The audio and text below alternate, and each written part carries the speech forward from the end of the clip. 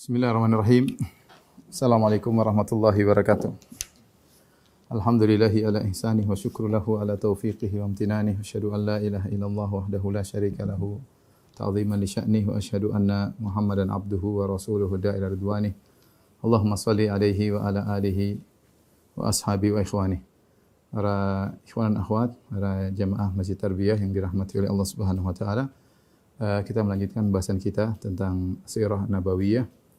Pada pertemuan sebelumnya kita sudah membahas tentang perjanjian Al-Hudaybiyah dan juga sebagian kejadian setelah perjanjian Al-Hudaybiyah. Di antara kejadian-kejadian peristiwa-peristiwa yang terjadi setelah Sulhul Hudaybiyah dan sebelum perang Khaybar adalah Ghazwat Dzi Qarat, yaitu perang yang disebut dengan perang Dzu Qarat ya. Dalam peperangan ini yang jagoannya adalah Salamah Ibnul Aqwa Al-Aslami radhiyallahu taala anhu. Ya, kita akan menjelaskan bagaimana kepahlawanan Salamah Ibnul Aqwa radhiyallahu taala anhu dalam peristiwa perang Dzu Qarat ya. Adapun kejadiannya atau sebab terjadinya perang ini ya, ketika Nabi sallallahu alaihi wasallam pulang dari perjanjian Hudaybiyah, di antaranya Nabi sallallahu alaihi wasallam mengirim ada onta-onta Nabi sallallahu alaihi wasallam, yaitu sekitar 20 ekor onta di suatu tempat namanya Ghabah, Al-Ghabah ya. Al-Ghabah ya, letaknya kira-kira di sebelah sini kalau ini utara. Ya, Al-Ghabah. Maka ada sekitar 20 ekor onta, lakha 20 ekor onta, yaitu onta-onta yang mengeluarkan susu yang banyak ya, onta-onta yang besar kemudian mengeluarkan susu yang banyak. Kemudian Nabi menyuruh seorang dari Al-Ghifari bersama istrinya untuk menjaga onta-onta ini. Ada yang mengatakan penjaga tersebut adalah Ibnu Abidhar Al-Ghifari ya. Ya, intinya seorang sahabat dengan istrinya menjaga 20 ekor onta ini. Kemudian jarak antara Madinah dengan Al-Ghabah ya, ini kira-kira dari Haram ya, dari Masjid Nabawi kira-kira 6 km ya. Kemudian ternyata di sebelum subuh, yaitu mungkin di waktu sahur atau ya sebelum subuh, datang 40 orang pasukan berkuda ya dari Najd, yaitu dari kabilah Ghatafan ya, dipimpin oleh Abdurrahman bin Uyainah bin Hasan Al-Fazari. Ya, maka dia pun datang dengan 40 pasukan berkuda, lantas kemudian dia merampas 20 ekor onta Nabi sallallahu alaihi wasallam ini. Ya, 20 ekor onta Nabi sallallahu alaihi wasallam ini. Kemudian dia membunuh lelaki Al-Ghifari tersebut radhiyallahu anhu, kemudian dia menawan istrinya. Istrinya ditawan oleh mereka. Kemudian mereka pergi. Tentu arah mereka adalah di sini, di daerah timur ya. Timur Madinah, di daerah Ghatafan. Ya. Mereka menuju ke kampung mereka membawa 20 ekor onta tersebut.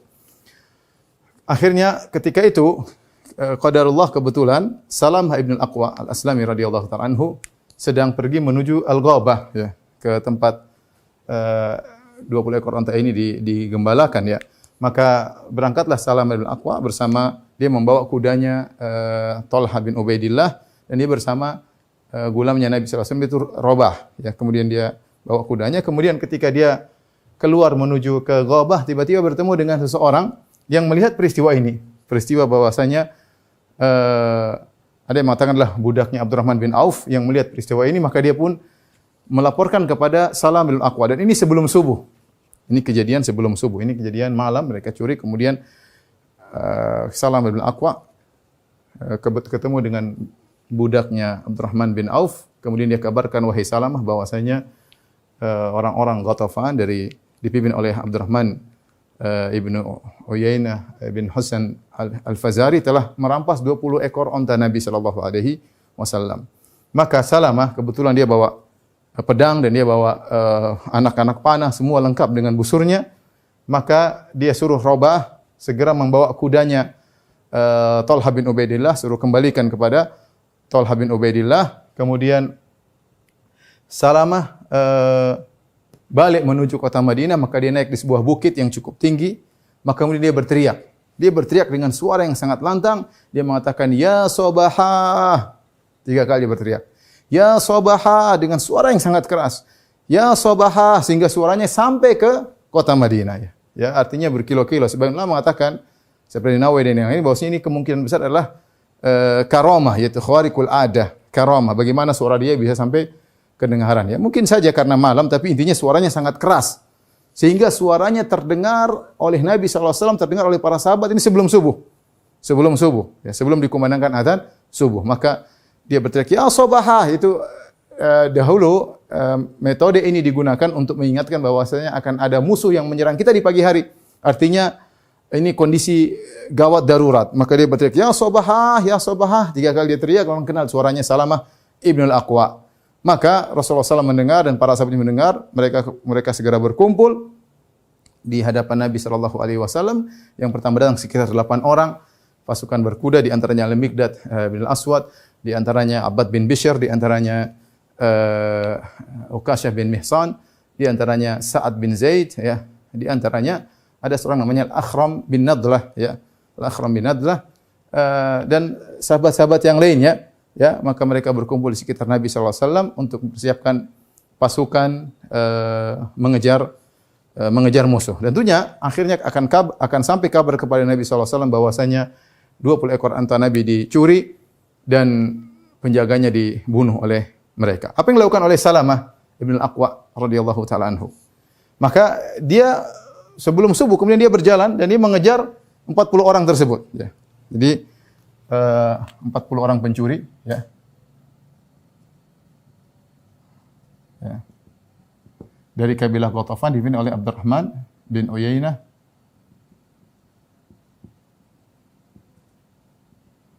bin Al-Hasan Al-Fazari. Ya, 40 orang pencuri berpasukan berkuda, ya. Maka dia pun mengejar 40 orang tersebut, ya. Yang mereka berjalan menuju ke arah timur. Maka Salamah mengejar mereka dan Salamah larinya sangat kuat. Kalau lomba lari dia menang. Larinya sangat kuat Salamah, ya. Disebutkan bahwasanya tubuhnya sangat, umur Salamah ketika itu sekitar 20-an. Tubuhnya sangat kokoh, keras, seakan-akan batu di badannya. Sehingga kalau dia lari, kalau dia lari sangat cepat, maka dia mengejar mereka. Dan mereka berjalan sambil membawa 20 ekor onta tersebut. Tentu agak lambat, ya. Untuk agak lambat membawa 20 ekor onta tersebut, ya, sambil menawan, membawa tawanan, itu istri dari Rajul Al-Ghifari tersebut, ya, yang suaminya dibunuh. Maka Salamah mengejar mereka. Mulailah Salamah mengejar mereka, kemudian Salamah memanahi mereka. Kemudian Salamah berteriak, "Khudha ana binul Aqwa al-yauma yaumu rudda." Dia mengatakan, "Ambil tu panah, ya. Ambil tu anak panah, ya. Aku adalah Ibnul Aqwa dan hari inilah hari kebinasaan bagi orang-orang yang tercela. Yaumul li'am, ya. Ana binul Aqwa, ya. Al-yauma yaumu rudda." Kemudian dia sambil dia mengucapkan syair tersebut, menakut-nakuti mereka. Maka setiap dia panah maka mengenai kuda yang dinaiki, maka kudanya pun terjungkal, kemudian mereka kabur, mungkin naik dengan kuda yang lain. Terus ketika mereka mendekati Salamah bersembunyi di bawah pohon-pohon. Ini masih gelap, masih golas. Antara, ya, mungkin baru azan subuh atau masih remang-remang, sehingga mereka kebingungan melihat Salamah, dan Salamah terus mengejar mereka. Mereka terus lari. Salamah panah lagi. Setiap dia panah, ya, maka mengenai kuda mereka jatuh lagi, ya. Dikejar terus oleh Salamah, akhirnya mereka ketakutan, ya. Mereka ketakutan, maka mereka pun melepaskan onta-onta tersebut. Onta tersebut dilepaskan. Salamah kejar terus, onta tersebut dilepaskan. Sampai 20 ekor onta semua ini, ya, semuanya selamat. Sekarang mereka mikir bagaimana mereka bisa kabur. Maka bagaimana mereka bisa kabur. Terus mereka lari, Salamah terus memanahi mereka, dan luar biasa Salamah kejar mereka. Jadi mereka di bawah, Salamah naik kejar dengan lari yang sangat cepat sambil memanahi mereka. Dan ini hebatnya Salamah bin Al-Aqwa, ya, seorang pemuda sekitar umur 20-an, sendirian menghadapi 40 orang tersebut dengan panah yang dia bawa, ya. Akhirnya mereka ketakutan dan mereka memandang bahwasanya mereka kurang kencang. Akhirnya mereka melemparkan sebagian barang-barang mereka yang mereka bawa. Di antaranya ada sekitar 20 romah, yaitu 20 tombak-tombak yang mereka buang, ya. Kemudian mereka bawa burdah, itu pakaian-pakaian indah, mereka buang juga. Mereka buang, khawatir memperlambat lari laju kuda mereka. Maka Salamah ketika melihat mereka buang, Salamah kasih tanda, ya. Buang-buang barang-barang, Salamah kasih tanda. Salam aku kasih tanda. Maksudnya ini milik saya, ya. Ini milik saya nanti karena dia akan meninggalkan barang tersebut. Mereka buang burdah, buang kain-kain yang indah, Salamah kasih tanda, ini milik saya. Karena Rasulullah SAW akan datang dan itu adalah barang-barang milik Salamah, ya. Maka Salamah mengejar mereka. Sampailah mereka kemudian suatu tempat karena mereka menuju ke Ghatafan, mereka suatu tempat yang agak sempit, mereka duduk di situ, mereka menyangka mereka sudah selamat, tahu-tahu Salamah naik ke atas gunung kemudian melempari mereka dengan batu, melempari mereka dengan batu, ya. Ketika mereka sedang duduk di situ, datanglah salah seorang dari mereka dari arah Ghatafan, namanya Uyainah bin Badr, dia mengatakan, "Ada apa gerangan dengan kalian?" Kata mereka, "Ada satu orang ini tidak meninggalkan kita, ya. Terus bikin masalah dengan kita tidak bisa tenang." Akhirnya dia bilang, "Sudah, kalian kejar orang itu, satu orang, kalian berangkat menuju orang tersebut." Akhirnya Salamah di atas, Salamah berteriak, "Ana Ibnul Aqwa," sambil melempari mereka. "Aku adalah Salamah Ibnul Aqwa, adalah hari ini al-yauma yaumur rudda, harilah hari kebinasaan kalian." Maka 4 orang datang menuju Salamah. Kemudian mereka mau menghadang Salamah, Salamah berkata, "Ta'rifunani, kalian tahu siapa saya?" Kata mereka, "Tidak. Ana Ibnul Aqwa. Saya adalah Salamah Ibnul Aqwa." Ya. Saya tidak mengejar seorang dari kalian kecuali saya akan dapati. Dan siapa yang mengejar saya, dia tidak akan balik, ya. Dia tidak akan balik. Maka mereka pun ketakutan ketika ditakuti oleh Salamah Ibnul Aqwa. Akhirnya mereka turun, mereka kabur lagi, ya. Mereka kabur lagi. Salamah tiba-tiba dari kejauhan, ya, Rasulullah SAW ketika datang berita tentang dicurinya 20 ekor onta, maka Rasulullah SAW mengirim pasukan berkuda di luar dipimpin oleh Sa'ad bin Zaid, ya, di antaranya ada Akhram bin Nadlah, ya, suruh berangkat di luar. Ada Abu Qatadah radhiyallahu taala anhu suruh berangkat di luar, sementara pasukan nyusul. Rasulullah SAW bawa sekitar 500 atau 400 pasukan, tetapi pasukan berkuda disuruh jalan di luar untuk membantu Salamah. Ya, akhirnya dari kejauhan muncullah sebagian pasukan Nabi sallallahu alaihi wasallam. Yang pertama muncul adalah Akhram ibn Nadlah. Maka ketika dia mau maju mengejar 40 orang tersebut, maka Salamah pegang tali kudanya. Kata Salamah, "Sabar, jangan sampai mereka membunuhmu, ya. Tunggu dulu." Maka dia menegur Salamah. Dia mengatakan, "Ya Salamah, atu'minu billahi wal yaumil akhir." Kau beriman kepada Allah dan hari akhirat. Wa annal jannata haqqun wan naru haqqun, dan kau beriman bahwasanya surga itu ada, neraka itu ada. Ya. La tahul baini wa baina asyhada. Jangan kau halangi aku dengan mati syahid. Biarkan aku maju. Akhirnya Salamah pun biarkan Akhram bin Nadlah ini pun maju, dan dia pun maju mengejar mereka sendirian karena dia pakai kuda. Akhirnya dia bertemu dengan Abdurrahman bin Uyainah bin Al-Hisan. Akhirnya mereka bertempur dan Akhram berhasil membunuh kudanya Uyainah, tapi Uyainah berhasil membunuh Akhram radhiyallahu taala. Akhirnya beliau meninggal mati syahid. Maka kemudian Abdurrahman bin Uyainah bin Hasan Al-Fazari, kemudian dia pun naik ontanya Akhram. Kemudian dia melanjutkan perjalanan kabur. Didengar oleh Abu Qatadah radhiyallahu taala anhu. Abu Qatadah pun datang. Abu Qatadah kemudian mengejar mereka sendirian juga. Akhirnya dia ketemu dengan Abdurrahman bin Uyainah bin Hasan, maka dia pun bertarung. Akhirnya dia membunuh Abdurrahman bin Uyainah bin Hasan tersebut, maka tewaslah. Lantas Abu Qatadah melepaskan burdahnya, kemudian dia tutup mayatnya Abdurrahman bin Uyainah bin Hasan. Dia tutup, kemudian dia mengejar mereka. Akhirnya Salamah ketika kejadian karena ada terhadang, terjadi peperangan, yang lain kabur, Salamah mengejar sendiri. Salamah bin Aqwa mengejar mereka dan dia lari dengan cepat. Sampailah mereka suatu tempat yang agak sempit karena mereka melewati jalan-jalan di antara gunung-gunung untuk bisa sampai ke kampung mereka. Mereka berhenti di situ, mereka ingin minum. Ketika mereka ingin minum, ya maka Salamah memanahi mereka lagi. "Ana Ibnul Aqwa, al-yauma yaumur radda." Aku adalah Ibnul Aqwa, dan dia suaranya keras, mereka dengar. Dan suara tersebut membuat mereka gentar, ya. Hari ini adalah hari kebinasan orang-orang celaka, sambil manahin mereka. Akhirnya mereka tidak jadi minum, mereka kabur lagi. Mereka kabur dengan secepatnya. Ketika itu Salamah melihat dari kejauhan pasukan Nabi sallallahu alaihi wasallam. Akhirnya Salamah pun menuju kepada Nabi sallallahu alaihi wasallam. balik bergabung dengan pasukan Nabi sallallahu alaihi wasallam setelah mereka kabur karena Salamah tidak naik kuda, dia lari, jalan kaki. Larinya kenceng, ya, larinya kenceng, ya. Kemudian akhirnya Salamah balik ke suatu tempat namanya Dzuqurat, ya. Dzuqurat, ya. Daerah sekitar sini namanya Dzuqurat. Dzuqurat, ya. Dzuqurat. Ini disebutkan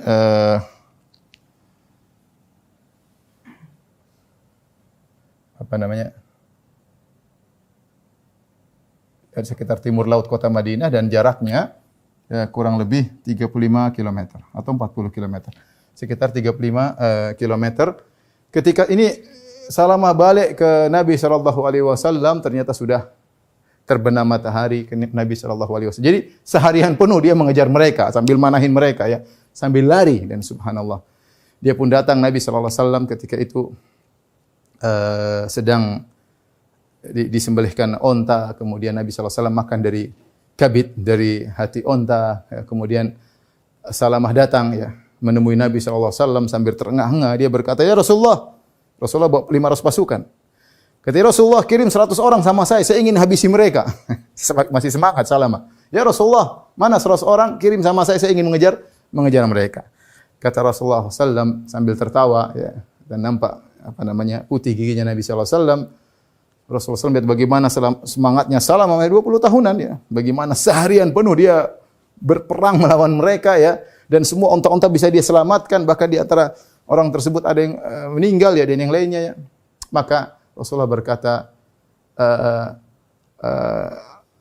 "Akunta fa'ilan dzalik wa Salamah, kau ingin betul-betul ingin memerangi mereka?" Kata Salamah, "Iya ya Rasulullah, kirim 100 orang bersama saya ingin menyerang mereka." Kata Rasulullah SAW, "Ya Salamah, wahai Salamah, malaktah fa asjih." Sudahlah, kau sudah menang, ya. Dan sudahlah, maafkanlah mereka. Artinya Rasulullah SAW mengatakan sudah selesai, ya. Innahum yukrawna fi ardi al-Ghatafan. Mereka sudah sampai di kampung mereka dan mereka sekarang Isya, mereka sudah makan malam di sana, sedang dijamu oleh keluarga mereka di Ghatafan, ya. Sehingga Nabi SAW mengatakan, ya sudahlah. Artinya sudah, onta-onta sudah pulang. Memang benar ada yang meninggal di antara kita, yaitu Ghifari, ada juga Akhram bin Nadlah, tapi mereka banyak yang lebih meninggal, ya, sekitar 5 orang atau lebih daripada itu. Ya sudah, kata Nabi SAW, sudah cukup, ya. Sudah cukup. Yaitu Rasulullah SAW, lihat bagaimana akhlak Nabi SAW, sudah cukup. Mereka sudah kita kalahkan, mereka sudah kabur, ya, sudah cukup, ya. Kemudian datanglah, ya, bagaimana dengan wanita yang ditawan tersebut, ya, istrinya dari lelaki Al-Ghifari tersebut.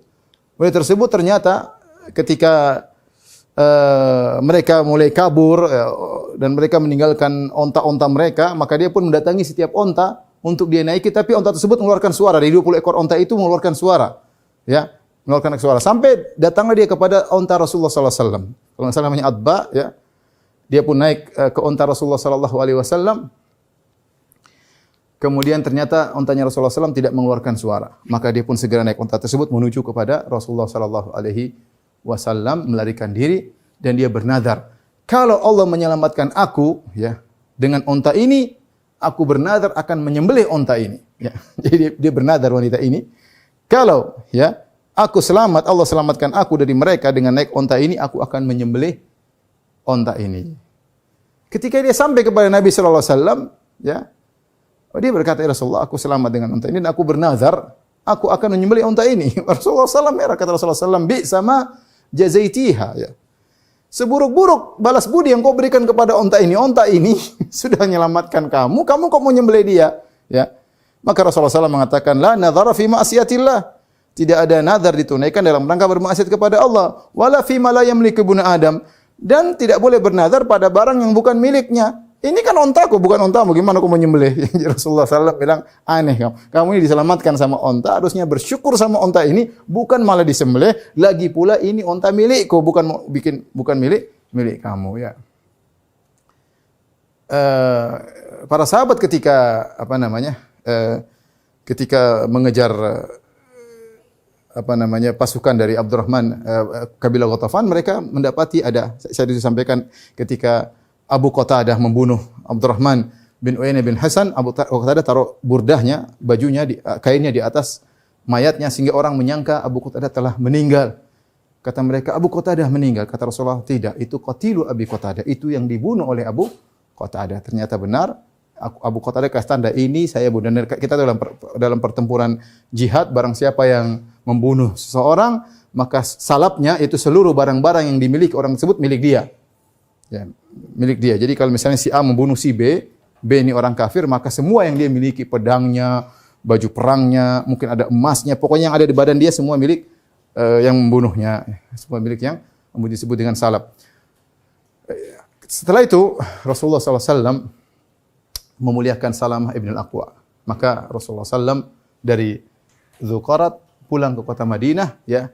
Kemudian Rasulullah SAW mengatakan, khairu fursanina Abu Qatadah. Sebaik-baik pasukan berkuda kita adalah Abu Qatadah. Ini yang berhasil membunuh Abdurrahman bin Uyainah bin Hasan Al-Fazari.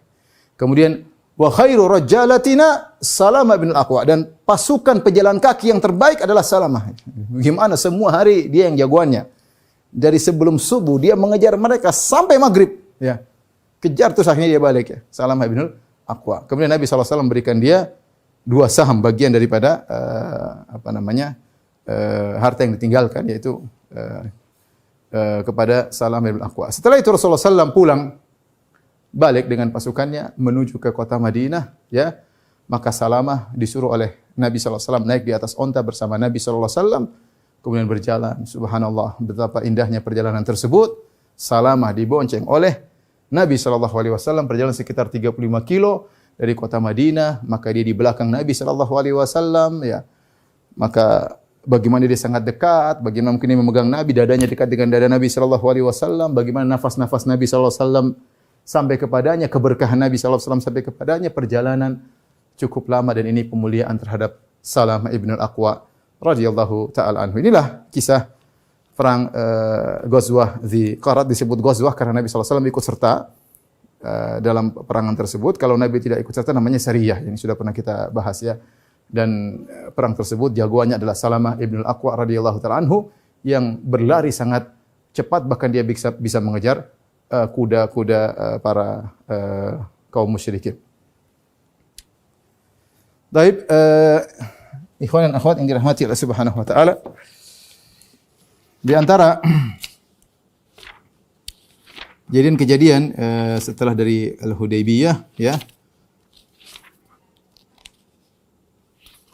adalah Rasulullah sallallahu alaihi wasallam sempat disihir oleh seorang Yahudi yang bernama Labid bin al-A'sam. Labid ibn al-A'sam, ya. Rasulullah sallallahu alaihi wasallam disihir oleh Labid bin al-A'sam dari Bani Zuraiq, ya. Dia seorang penyihir yang handal, ya. Kemudian dia menyihir Nabi sallallahu alaihi wasallam fi mushtin wa musyatah. Yaitu dia mengambil sisir yang digunakan untuk menyisir rambut Nabi sallallahu alaihi wasallam dan rambut-rambut Nabi yang terjatuh, ya. Entah dari mana dia dapatnya, wallahu alam bisa. Mungkin dia dapat rambut Nabi, kemudian dia bersama sisir yang untuk menyisir Nabi sallallahu alaihi wasallam, wa ja'alahu fi jubbi tal'i nakhlatin dzakar. Kemudian dia masukkan rambut tersebut, ya, bersama ke dalam kelopak dari korma, ya, korma yang jantan, dimasukkan, ditutup, ya. Setelah ditutup, kemudian dia ja'al hatta ja'al tahta ru'ufatil bi'r. Kemudian ada sebuah sumur di sana, ya. Di sumur tersebut ada batu yang terletak di bagian dalam sumur tersebut. Fungsi batu tersebut sengaja diletakkan batu tersebut karena terkadang mereka harus menguras sumur, maka tukang nguras tersebut duduk di atas batu tadi, yang batu yang diletakkan di tengah-tengah sumur. Sehingga kalau seorang menguras maka diletakkan di batu, duduk di atas batu tersebut. Nah, dia ini mengambil rambut Nabi SAW, diletakkan dalam kelopak korma, ya. Kemudian dibungkus, kemudian diletakkan di bawah batu tersebut. Batu tersebut kemudian ada air di atasnya. Sulit mau ketemu, ya. Kalau mungkin taruh di bawah pohon, ya, orang mudah cari. Taruh di bawah batu mungkin orang mudah cari. Ini letakkannya di dalam sumur yang ada airnya di bawah batu lagi. Ya, di bawah batu. Akhirnya Rasulullah SAW sakit ya, dengan sakit yang parah ya. Sehingga beliau tidak bisa mendatangi istri-istri beliau ya. Sampai disebutkan, dikhayalkan kepada Nabi mendatangi istri-istri beliau, padahal tidak. Enggak ada khayalan-khayalan akibat dampak dari sihir tersebut. Bahkan disebutkan seakan-akan dia sudah makan dan minum, ternyata belum. Dalam sebagian riwayat ada yang mengatakan Rasulullah SAW tersihir selama 40 hari, ya. Bahkan ada yang mengatakan 6 bulan, wallahu a'lam bishawab, ya. Rasulullah SAW mengalami sakit tersebut, ya. Sampai akhirnya Rasulullah SAW didatangi oleh malaikat dan Jibril dan Mikail meruqyah Nabi sallallahu alaihi wasallam. Akhirnya Rasulullah SAW sembuh, ya. Aisyah radhiyallahu taala anha berkata, hatta idza kana dzata yaumin, itu ketika Rasulullah SAW sakit tersebut, ya. Sehingga pada suatu hari, au dzata lailatin, atau di suatu malam, Rasulullah SAW sedang berada di sisiku. Allah, maka Rasulullah SAW berdoa. Tsumma da'a, kemudian Rasulullah SAW berdoa lagi. Tsumma da'a, Rasulullah SAW berdoa lagi. Mengulang-ulang doa, ya. Mungkin saking lamanya Rasulullah SAW sakit akibat sihir tersebut. Kemudian Rasulullah SAW berkata kepada Aisyah, ya Aisyah tu, asy'arti anna Allah aftani fima istaftaituhu fihi. Tahukah engkau bahwasanya Allah telah mengabulkan apa yang aku minta kepada Allah Subhanahu wa taala? Atani rajulani, datang kepadaku dua orang, yaitu Jibril dan Mikail. Faqa'ada ahaduhuma inda ra'si wal akhar inda rijlayya. Yang satu duduk di kepalaku dan yang satu duduk di kedua kakiku. Faqala ahaduhuma li sahibihi. Maka salah satunya berkata kepada yang lainnya, ma waj'ur rajul? Sakit apa orang ini? Yang satu menjawab, matbub, yaitu disihir. Bertanya lagi, man tabbahu? Dan Rasulullah mendengar perkataan mereka. Siapa yang menyihirnya? Qala Labid ibn al-A'sam, yaitu Labid ibn al-A'sam sang Yahudi. Qala fi ayyi syai'in? Menyihirnya dengan apa? Ya. Fi mustin wa musyatah wa juffi tal'i nakhlatin dzakar. Yaitu sisir dan rambut Nabi sallallahu alaihi wasallam dan diletakkan dalam tadi kelopak korma jantan, ya. Wa aina huwa? Di mana buhul tersebut disimpan? Qala fi bi'ri Dzarwan, di sumur Dzarwan, ya. Maka Rasulullah SAW pun datang bersama sebagian sahabat, ya. Kemudian menuju ke sungai tersebut, ya. Ya, kemudian Rasulullah SAW balik kepada Aisyah radhiyallahu taala anha. Rasulullah berkata kepada Aisyah, ya Aisyah, hadhil bi'ru allati urituha. Wahai Aisyah, itulah sumur yang aku diperlihatkan oleh Allah Subhanahu wa taala, ka'anna ma'aha nuqa'atul hinna. Dan airnya kemerah-merah seakan-akan dikasih hinna, ya. Dikasih hinna, ya. Aisyah radhiyallahu taala anha berkata, afala istakhrajtahu? Ya Rasulullah, tidakkah kau keluarkan buhul tersebut dari bawah batunya? Kata Nabi sallallahu alaihi wasallam, qad afani Allah fakaritu an uthira 'ala nasi fihi syarran. Allah sudah menyembuhkan aku tidak perlu lagi mengeluarkan buhul tersebut. Jadi Rasulullah tidak ambil buhul tersebut. Kemudian Rasulullah SAW menyuruh para sahabat untuk menutup sumur tadi, ya, karena sumur tadi sudah rusak, airnya pun kemerah-merahan, maka disuruh tutup sumur tersebut. Dalam sebagian riwayatnya dipersihkan oleh para ulama, dengan gara-gara Nabi SAW disihir ini, maka turunlah dua surat Al-Mu'awwidhatan, yaitu surat Al-Falaq dan surat An-Nas, ya. Rasulullah SAW dibacakan kepada beliau dua surat ini, maka Rasulullah SAW pun sembuh dengan izin Allah Subhanahu wa taala dari sihir Labid ibn al-A'sam, ya. At-Tahawi meriwayatkan dalam syarah Mushkil Athar dengan sanad yang sahih sesuai dengan syarat Muslim dari Zaid bin Arqam, beliau berkata, sahara an-nabi sallallahu alaihi wasallam rajulun minal yahud fashtaka fa atau Jibril salawatullah alaihi bil muawwidhatain. Rasulullah SAW disihir oleh seorang laki dari Yahudi dan dia pun sakit. Maka datanglah Jibril alaihi salam dengan membawa al-muawwidhatain, yaitu qul a'udzu birabbil falaq dan qul a'udzu birabbin nas. Dalam hadis yang lain dari Uqbah bin Amir radhiyallahu anhu, Rasulullah SAW berkata, unzilat alayya suratan. Diturunkan kepadaku dua surat. Fata'awwadhu bihinna. Maka hendaknya kalian berlindung kepada Allah dengan dua surat ini. Fa innahu lam yuta'awwadh bimithlihinna. Maka tidak ada surat yang ampuh seperti dua surat ini, yakni al-muawwidhatain. Qul a'udzu birabbil falaq, ya, dengan qul a'udzu birabbin nas. Jadi Dua surat ini adalah termasuk dua surat yang paling ampuh dalam melawan sihir, ya, dan dalam melawan syaitan, dalam melawan jin, di antara dua surat yang paling ampuh, dan kita harus yakin akan hal tersebut. Maka seorang berusaha menjaga dirinya dengan baca dua surat ini, ya, agar terhindar dari sihir. Alhamdulillah kita baca tatkala zikir pagi, kemudian zikir petang. Kita baca juga sebelum tidur, kita baca juga setelah salat. Ya, alhamdulillah kalau kita sering membacanya, insyaallah Allah akan menjaga kita dari sihir tersebut, ya. Sihir tersebut. Taib. Hadis tentang disihirnya Nabi sallallahu alaihi wasallam, hadis yang sahih, ya. Datang dalam sahihain, ya, dalam sahih Muslim, begini dalam sahih Bukhari, ya. Bahwasanya Rasulullah SAW disihir, ya. Sebagian orang berusaha menolak hadis ini, padahal sahihain, hadisnya sahih. Mereka berdalilkan Rasulullah SAW disihir. Terus bagaimana dengan wahyu? Wahyu bisa saja tercampur dengan kata-kata yang tidak benar. Dibantah oleh para ulama bahwasanya sihir ini tidak ada kaitan dengan wahyu. Ini semacam sakit, ya, semacam sakit, ya. Oleh karenanya turun surat Muawwidzatain, surat Qul a'udzu birabbil falaq, qul nas, sehingga menghilangkan sihir tersebut, ya.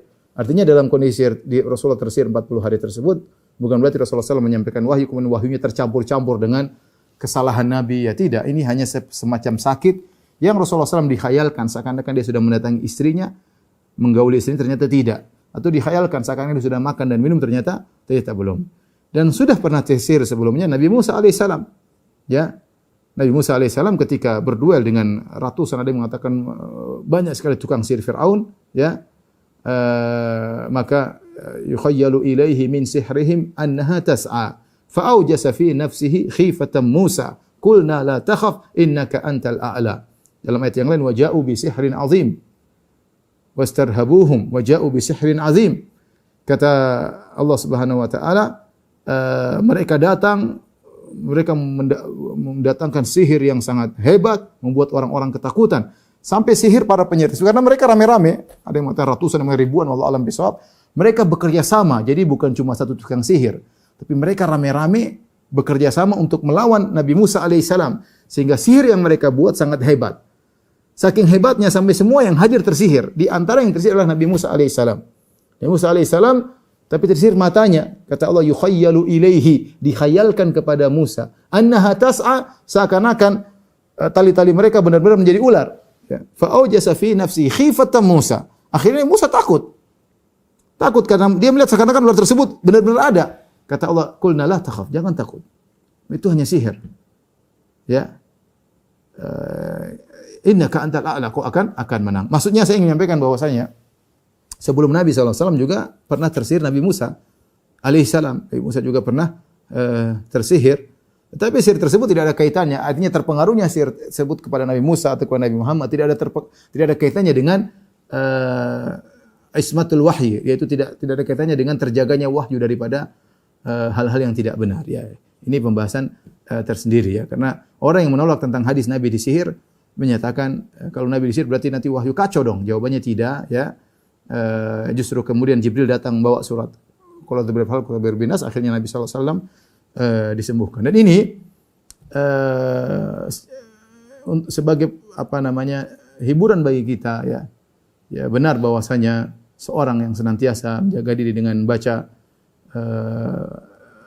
doa-doa kepada Allah Subhanahu wa taala, insyaallah dihindarkan daripada sihir. Tapi dengan takdir Allah Subhanahu wa taala, Allah menjadikan Nabi pernah tersihir, ya. Dan dengan sebab itu turunlah surat Muawwidzatain, ya, Muawwidzatan, yaitu Qul a'udzu birabbil falaq, qul a'udzu birabbin nas. Ini juga sebagai hiburan bagi sebagian orang-orang yang mungkin tersihir. Namanya kalau Allah kasih ujian, bisa lewat sihir, bisa lewat sakit, bisa lewat yang lainnya. Dan itu akan mengurangi dosa-dosanya, ya, dan mengangkat derajatnya jika dia bersabar menghadapinya. Ya, mungkin kalau antum orang soleh tapi mungkin pernah diuji dengan tersihir, kita katakan bahwasanya Rasulullah SAW juga pernah diuji, ya. Dan ini juga dalil bahwasanya ketika seorang disihir maka dia hendaknya banyak berdoa kepada Allah Subhanahu wa taala. Saya punya kisah, saya sering sampaikan, saya punya kawan ada yang hafidz Quran, dia juga tahu qiraah, kemudian dia disihir. Dia hafidz Quran tapi dia tersihir, mungkin ada yang hasad atau apa, Allah alam bisawab. dan dia sudah berusaha meruqyah dirinya, tetap saja ada sihir tersebut. Sihir mungkin sangat kuat. Bagaimana sembuhnya? Dan dia sampaikan kepada saya, dia mengeluh sakit yang dirasakan, ya, dia bersabar. Sembuhnya, dia hajian di padang Arafah, dia berdoa kepada Allah Subhanahu wa taala. Ya, dia berdoa kepada Allah, tidak meruqyah dirinya, berdoa atau Allah sembuhkan. Jadi kalau kita terkena sihir bisa sembuh dengan sebab-sebab, di antaranya sebab doa kepada Allah Subhanahu wa taala, di antaranya dengan sebab ruqyah. Dengan sebab ruqyah, ya. Tapi di antaranya doa, maksudnya selain ruqyah, di antara sebab yang manjur menyembuhkan seorang dari sihir adalah dengan doa. Sebagaimana dalam hadis ini Rasulullah SAW berdoa kepada Allah Subhanahu wa taala, sebagaimana perkataan Aisyah, Rasulullah berdoa, akhirnya Allah menyembuhkan Nabi sallallahu alaihi wasallam. Dan Nabi sallallahu alaihi wasallam tidak membunuh Yahudi tersebut, ya. Nabi sallallahu alaihi wasallam maafkan, ya. Rasulullah SAW tidak ingin terjadi keributan, ya, dan demikianlah Rasulullah sallallahu alaihi wasallam, ya. Ada yang mengatakan Rasulullah mensifati dia seperti orang munafik, ya, seperti orang munafik. Tapi intinya Rasulullah SAW tidak membunuhnya, tidak menyuruh sahabat untuk membunuh penyihir tersebut. Di antara peristiwa yang terjadi juga setelah terjadinya perjanjian Hudaybiyah adalah datangnya Qutailah bintu Abdul Uzza. Qutailah bintu Abdul Uzza ini adalah mantan istrinya Abu Bakar As-Siddiq radhiyallahu taala anhu. Abu Bakar pernah menikah dengan Qutailah dan punya anak, ya. Di antaranya adalah Asma bintu Abi Bakar. Di antaranya Asma bintu Abi Bakar. Rasulullah SAW juga kemudian menikah dengan Ummu Ruman yang kemudian punya anak Aisyah dan Abdurrahman. Ya, Abu Bakar punya beberapa istri, ya. Di antaranya istrinya dulu namanya Qutailah, ya. Dan punya anak namanya Asma bintu Abi Bakar.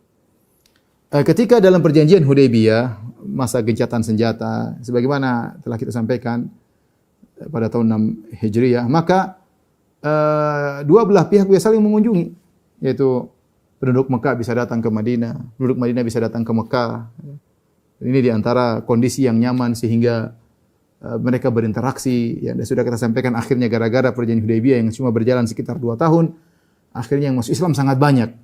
Ribuan, ya mungkin ada sekitar 7.000 orang masuk Islam dalam waktu yang singkat tersebut. Karena kondisi tenang dan orang-orang musyrik bisa berfikir dengan tenang untuk menerima agama Islam. Padahal Rasulullah SAW sudah berdakwah.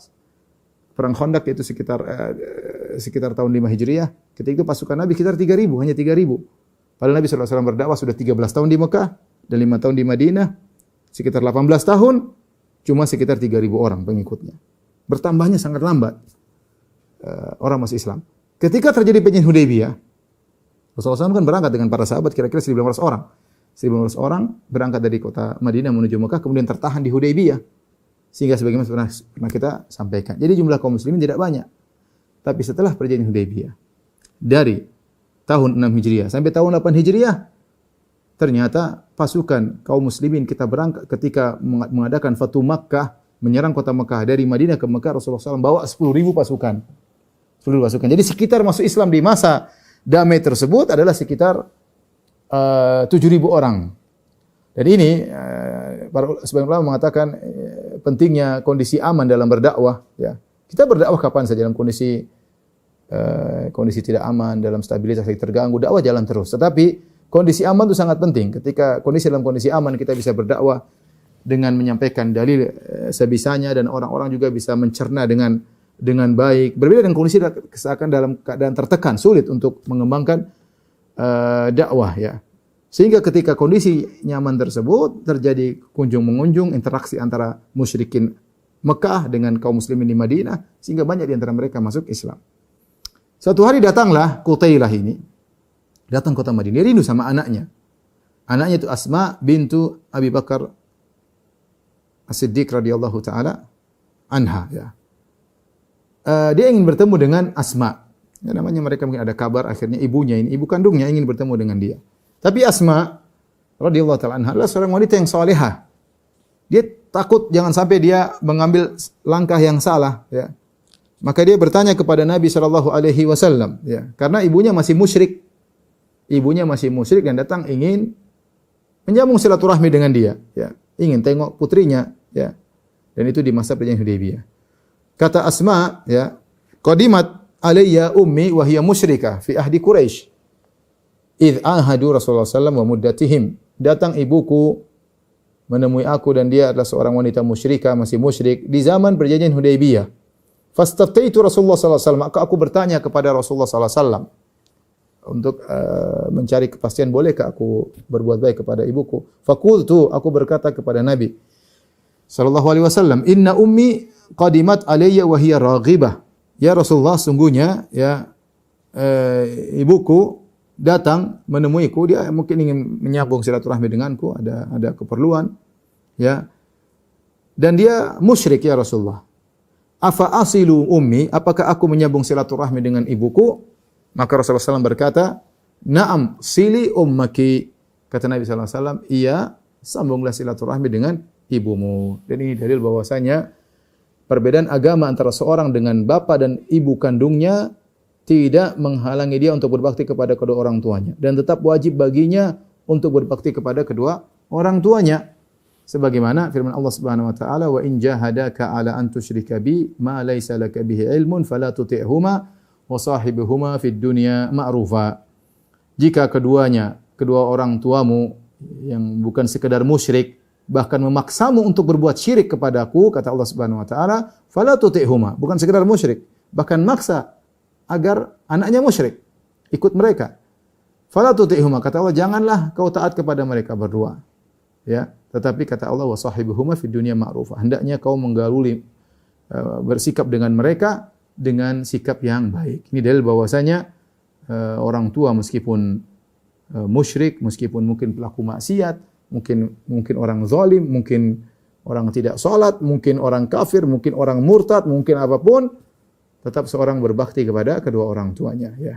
Islam mengajarkan pendidikan yang indah, ya. Bagaimanapun Anda berasal dari kedua orang tua ini. Anda pernah berasal dari air mani bapak Anda dan Anda pernah dalam perut ibu Anda, ya. Ini tidak bisa diganti dengan apapun, ya. Oleh karenanya seorang berbakti kepada kedua orang tuanya meskipun musyrik, ya. Saking begitu pembahasan para ulama tentang masalah ini, dan saya pernah bahas dalam syarah Kitabul Jami', ya.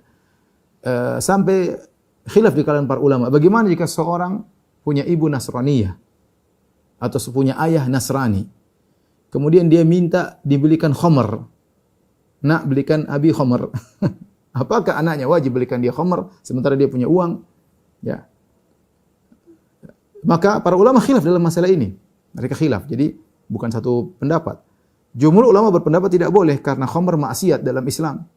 Maka seorang tidak boleh menghadirkan khamr buat bapaknya. La ta'ata li makhluqin fi ma'siyatil khaliq. Tidak ada ketaatan pada makhluk dalam rangka bermaksiat kepada Allah. Sebagian ulama di antaranya ulama Malikiyah berpendapat wajib bagi dia untuk mendatangkan khamr untuk orang tuanya. Kenapa? Karena khamr halal dalam agama mereka.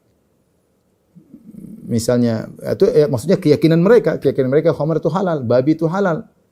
Seandainya dia minta dibelikan babi atau dibelikan khamr, maka belikan jika seorang anak memiliki kemampuan. Tapi wallahu alam, saya lebih condong pada pendapat tidak boleh, ya. Tapi maksud saya ini masalah khilaf. Maksud saya sampai begitu para ulama membahas tentang pentingnya berbakti kepada orang tua, sampai dalam kondisi demikian pun masih ada khilaf di kalangan para ulama. Yang benar bahwasanya tidak boleh membantu kemaksiatan, ya, apapun agama orang tua kita, ya. Dan Rasulullah SAW menyuruh menyambung, kata Nabi, sili ummak, sambunglah silaturahmi dengan ibumu. Dan kemudian turunlah firman Allah Subhanahu wa taala berkaitan dengan kisah Qutailah dengan Asma bintu Abi Bakar.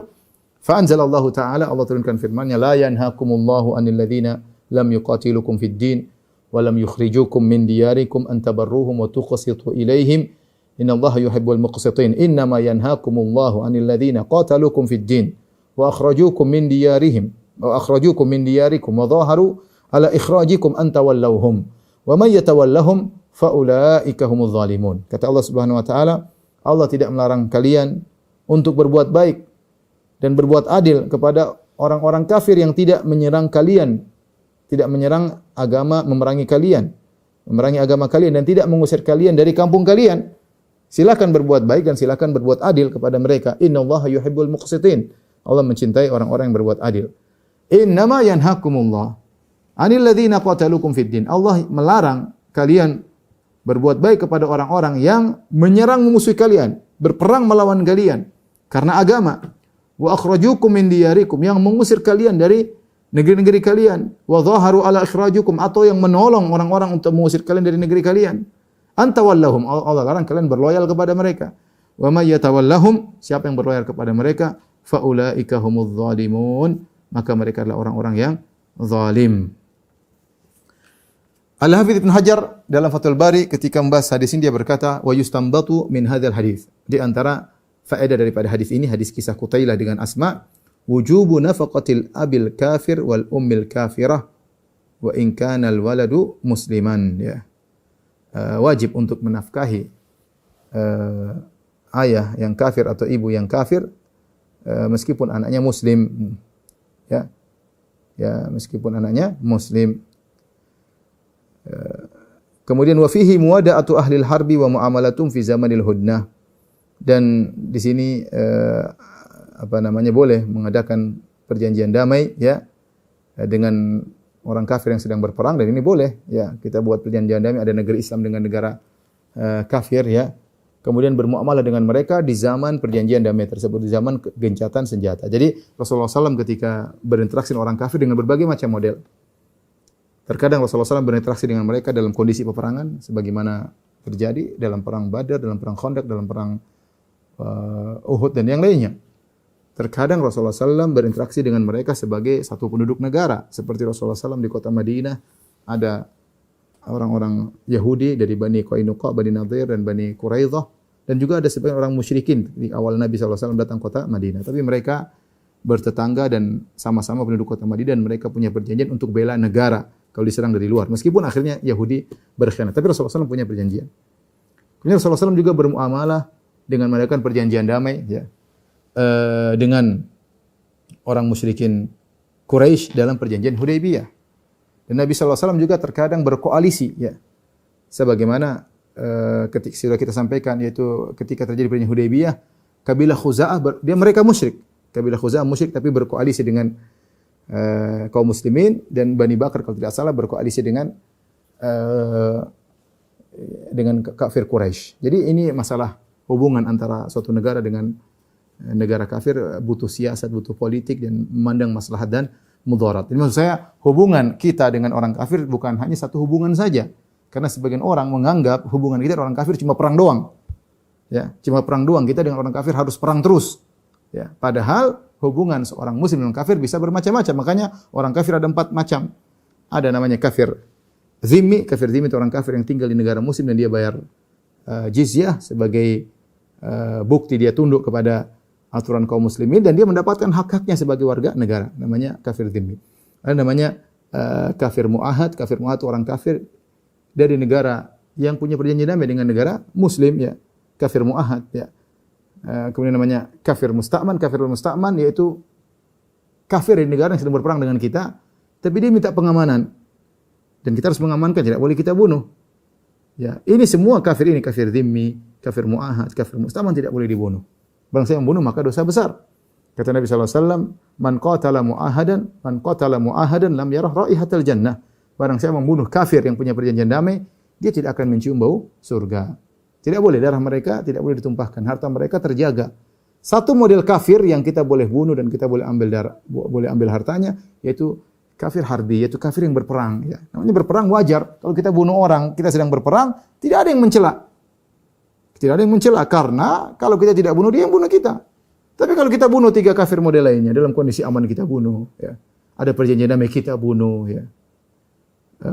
Dia minta pengaman, kita berkhianat, kita bunuh. Tentu ini jadi bahan cercaan bagi kaum muslimin. Ini tidak boleh secara hukum syar'i, tidak boleh. Ini saya ingin sampaikan bahwasanya karena ada suara-suara di sana mengatakan hubungan kita dengan orang kafir cuma satu, perang saja. Padahal jawabannya tidak. Rasulullah SAW mengajarkan kepada kita berbagai macam model interaksi kita dengan orang-orang kafir.